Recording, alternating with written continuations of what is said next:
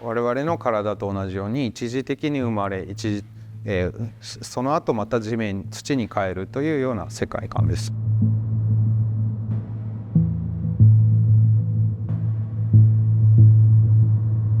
今回の個展はコズミック・センシビリティというタイトルで、これは宇宙感性って日本語では言います。人間中心主義っていうものがあるとすれば、それとは違う視点で物事を見ていくっていうことを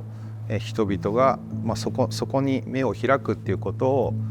期待してこの個展を準備してきました。自分が彫刻を学び始めた頃、これは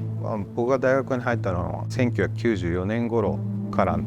9年間大学で学んだんですが、この間に人間の社会というのは大きく変わりました。一つ大きかったのは、情報化という波が社会とか都市を覆っていったということですね。つまり生命っていうのは有機的な、こういう生態系の中にあるんですが、情報でもあると。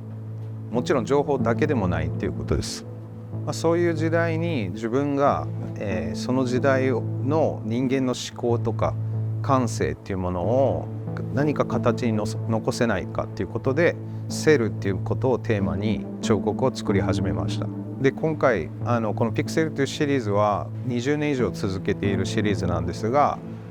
少し新しい試みが、この中に入っています。それは自分自身の、個人的な記憶と結びついているものと関係しています。これはシュールレアリズムと関係していて、シュールレアリズムは来年でちょうど100周年にあたります。シュールレアリストが100年前に想像していたことが、今のこの情報の世界 AR とか VR とかメタバースとか、そういう想像力につながっていると思います。100年前のそのような芸術家のインスピレーションと100年前の科学者とか哲学者が言っていたことを参照すると、100年後のことが考えられるのではないかと考えています。球体で覆われているということで、そのものの表皮がレンズを通してしか見えないようになっています。これは、レンズっていうのは一つのメタファーで、レンズによって人は細胞を発見したし、レンズによって人は、天文学を学びました。レンズを個人が所有する、あるいは街中にレンズがあふれていて人が人を監視する、これがやっぱり今の情報化社会っていうものだと思います。でコンピューターを人々が使い出してからピクセルっていう言葉が、世の中にあふれています。これは、携帯電話の、画素数とか画質に画質のことを言いますけど、それを細胞のセルっていうものと合わせてピクセルっていう彫刻のフォーマットにしました。この部屋は、リズムっていうシリーズがこの壁面にこう囲まれ展示されていて、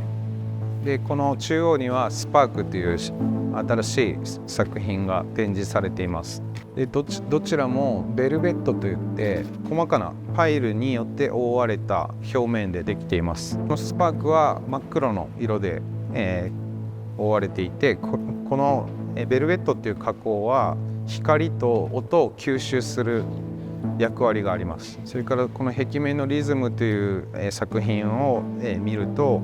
表面が少し表面の輪郭の光り方を見ると電子顕微鏡でものを見たような感覚にもなります。そのように生命を何ていうのかな、こう離れた視点から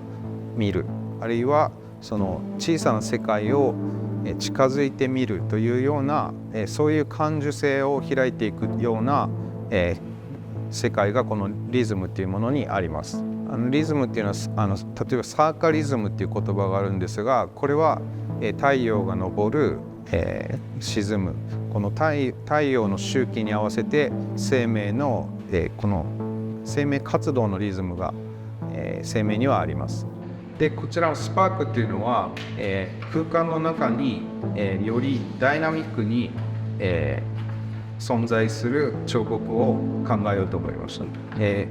自分自身は重力っていうものをテーマに、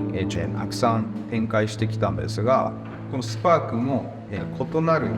重力の中心があるような、リズムはどちらかというと静かで平和的なイメージなんですが、このスパークっていうのは日常の中に突如裂け目が現れるような、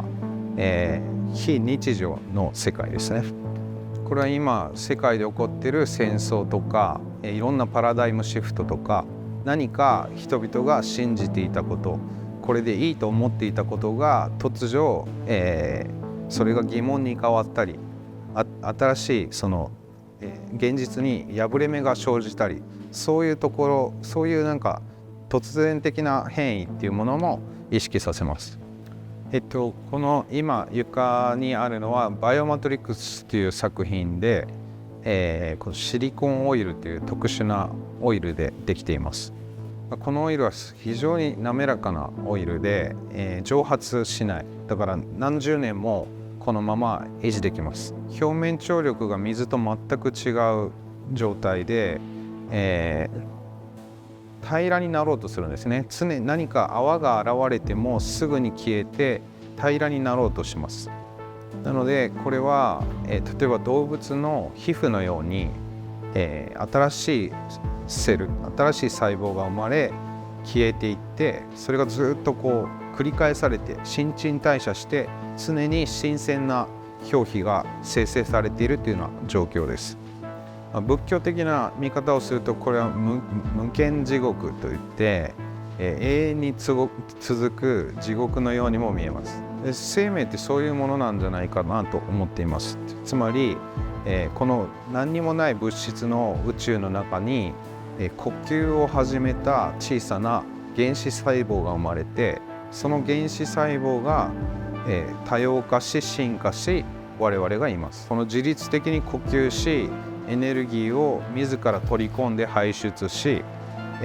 ずっと呼吸しながら生きていくっていう状態が始まってから、一度も呼吸が止まっていないから、今この生態系っていうものが維持されています。この美しい生命っていう状態を宇宙の中でどう存在させるかっていうことを、これから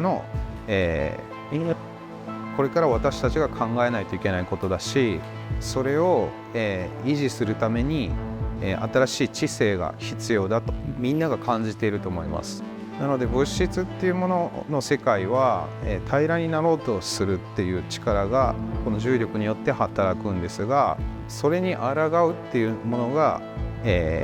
マグマの力、熱の力であったり、あるいは生命の力ですね。生命っていうものがその地面から立ち上がろうとする力を持っています。なのでこのバイオマトリックスはセルが下から上に向かって上がってくる、上に向かおうとするっていうもう逆の方向ですね。これがその生命の力の原点というか原理だと。でこの泡が下から上にこの立動しながら上がっていくイメージを垂直に立ち上げていくこと、このイメージで、そちらにあるエーテルっていうものを作りました。このエーテルっていうのは、雫を、地面に落として、雫が地面に落ちて広がる形をシルエットにして上下反転させて、作ったのが始まりです。で今回このバイオマトリックスという下から上に上がろうとする力と、この垂直に地面から植物のように伸びていくエーテルを、同時に展示することによって、その下に向かう、それは死とも関係するんですが、下に向かう力と上に向かう力、相互関係を彫刻として表現しています。